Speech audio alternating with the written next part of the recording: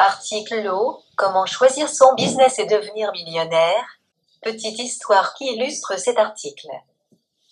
Un mois après notre arrivée au Sénégal, un de mes amis d'enfance Madame Gachet-Déborah et moi, a sollicité à investir dans un business. Il ne nous a pas fallu plus de 5 minutes d'écoute de son pitch pour refuser catégoriquement d'investir dans ce business. Le business en question est le suivant. Création d'une entreprise de fabrication de sacs en papier. Nous devions investir 150 000 francs CFA, environ 230 €, nous trois. C'est-à-dire investir 50 000 francs CFA chacun et encaisser à chaque commande que nous aurons. Sa phrase d'accroche était « Il est important de mettre son argent dans les choses qui rapportent et éviter les dépenses inutiles ». Si vous souhaitez en savoir plus sur ce business, vous pouvez regarder la vidéo sur Facebook en cliquant sur le lien suivant. Il a fini son pitch en nous expliquant que ce business rapporte beaucoup d'argent actuellement en Afrique.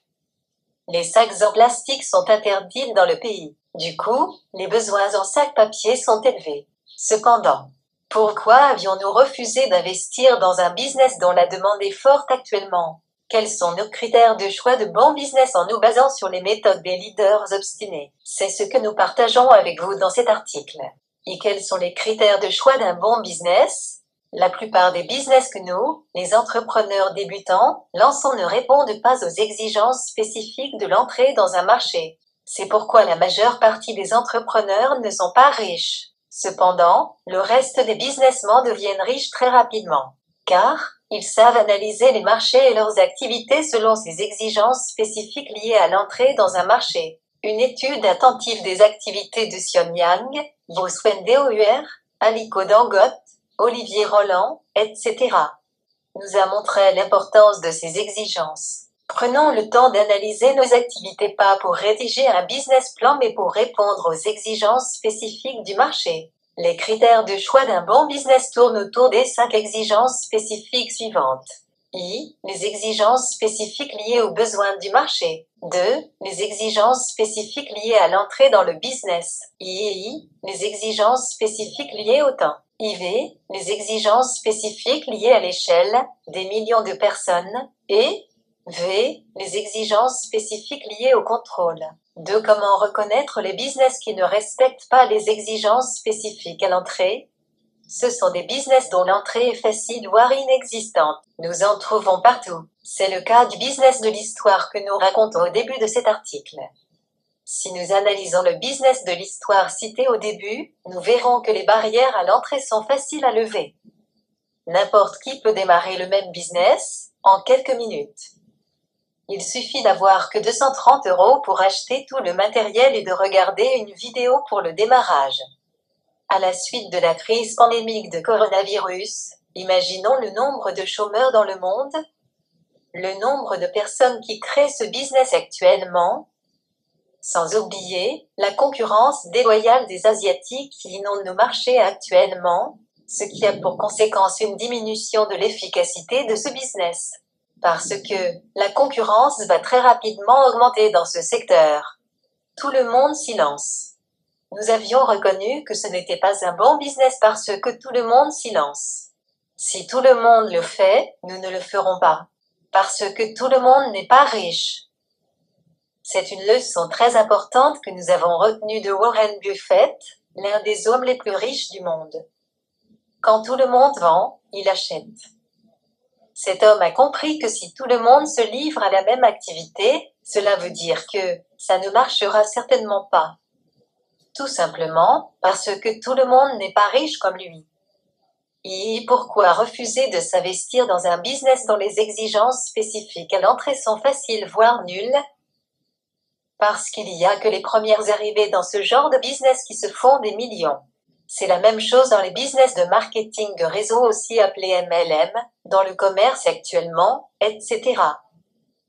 Si nous sommes des millions à faire exactement la même chose, nos chances de réussite sont nulles. Vous me direz peut-être que vous connaissez des gens qui ont réussi dans des business que nous considérons les exigences spécifiques à l'entrée faibles voire inexistantes. Nous vous répondrons que vous avez parfaitement raison. Il en existe vraiment des exceptions. Cependant, si nous étudions ces gens, nous verrons qu'ils sont exceptionnels. Comment réussir dans un business dont les exigences spécifiques à l'entrée sont nulles? Oui, vous avez bien compris. Il faut vraiment être exceptionnel pour réussir dans ce type de business. Et, nous rajouterons, il faut avoir beaucoup de chance. Il faut être meilleur que tout le monde dans ce secteur de business à entrée facile. Notre notoriété devrait être à 100%. Devant nous, aucun concurrent ne devrait exister.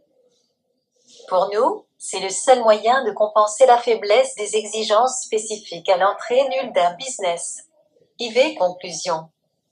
Pour réussir dans le monde d'entrepreneuriat d'aujourd'hui, nous devons toujours nous assurer que notre business n'est pas accessible à tout le monde. C'est le meilleur moyen d'être sûr de s'enrichir un jour. Pour ce faire, les exigences spécifiques à l'entrée de notre business doivent répondre à plusieurs des conditions suivantes. Des besoins réels du marché, une étude financière poussée, un équipement adapté, des connaissances pointues, un personnel spécifique, des états particulières, etc. Un business avec des exigences spécifiques à l'entrée plus difficiles à franchir signifie des business plus solides et plus efficaces. Cela nous assure moins de concurrents. Ils nous permettent aussi de réussir sans vraiment être exceptionnels dans notre secteur d'activité. C'est ce qui permet aux gens riches de tirer profit des plus faibles. Car, ces derniers sont attirés par des business dont les exigences à l'entrée sont nulles. Et, si nous regardons bien, il y a que les gens déjà riches qui y gagnent. Ils n'investissent pas dans ces business mais, ils vendent les outils nécessaires à ces business. Cet article est signé l'équipe de leaders obstinés.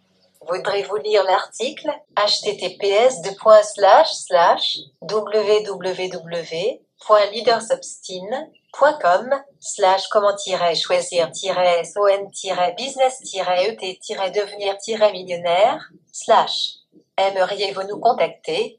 Vous pouvez nous contacter par courriel sur contact@leadersobstin.com. Sur notre page contact de notre site internet www.leadersobstin.com. Merci de votre attention.